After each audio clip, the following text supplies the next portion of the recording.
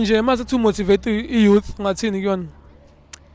Ikhona iclinic kuyapreventwa. Ha, ilokho nje. Yebo, ikhona futhi nama rehab, ungiyayeke ema rehab. Simple. Ya, sithandeni isikole bakwethu. Okay. Yini reflect kwabafana? Yeah, wema. Khiphe nje igaxa nje. Okokuqala nje ngizana mfana ugqoka kabi. Mangigqokeli nje kabi mina usangana. Ima konjani umuntu ogqoke kabi? Hawu. Ogqoka ibrand eUzi. Why usho njalo? I-Uzi bethu nje.